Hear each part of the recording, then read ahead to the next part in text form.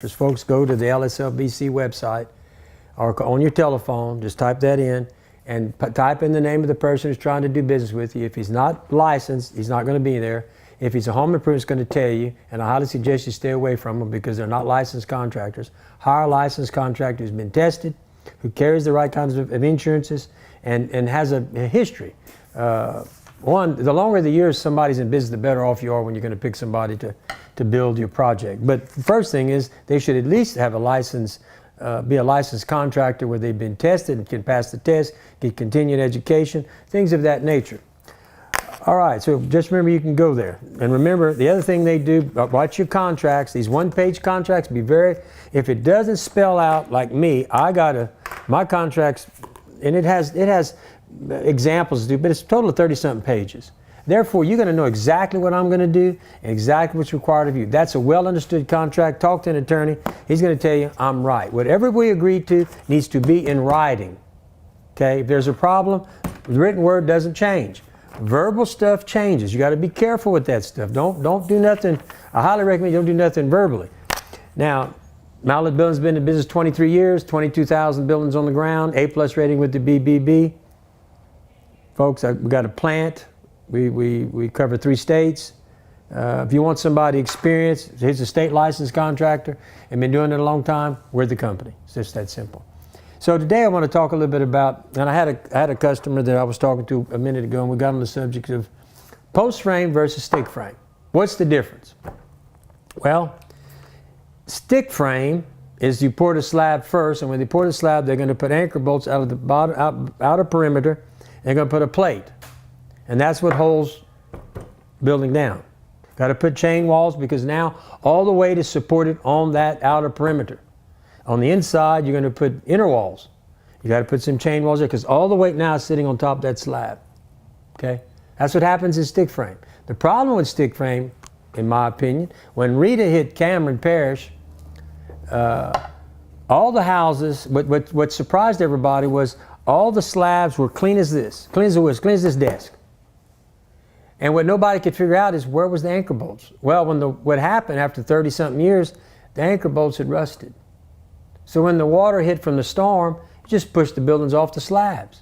Because understand, the only thing holding that house down is the anchor bolts. And those anchor bolts, when they rust out after 10, 15, 20, 30 years, there's nothing, just the weight sitting on the slab. There's nothing holding it. They're just going to break right off. That's stick frame.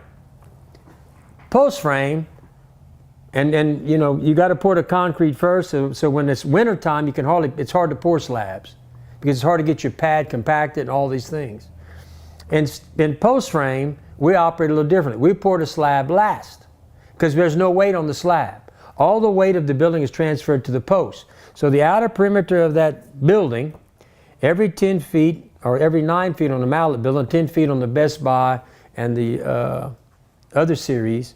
But anyway, the posts are anchored 3 feet in the ground, inside of a post protector. Okay? So the post is anchored 3 feet in the ground, in a post protector. Therefore, the microorganisms of the dirt are not attacking the treated post, which has a lifetime warranty, by the way, against rotten fungal decay and termites. But we put it in a post protector too. Give you another, and we guarantee it for 50 years. Okay? So the posts are in the ground every 3 feet. So there's 2 types of winds you need to concern yourself with in construction. Headwind, uplift. Okay? So what happens in headwind in post frame construction, as the building is hit with the wind, all these posts are working in concert. You'd have to shear them all simultaneously because they're all anchored 3 feet in the ground.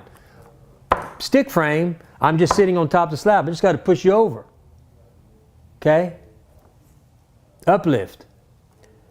We transfer, when we pour the slab, after we build the building, all the posts are anchored in, we put a engineered graph of cables, aircraft cables, a grid, and then we attach that to all the posts. Then I pour all the way to the concrete on top of those cables. So what happens, I took the dead weight of the slab and transferred it to the outer perimeter of the building with all these cables. So if uplift would occur, it's got to lift that whole slab up. And if that happens, you don't want to be around. And it's highly unlikely.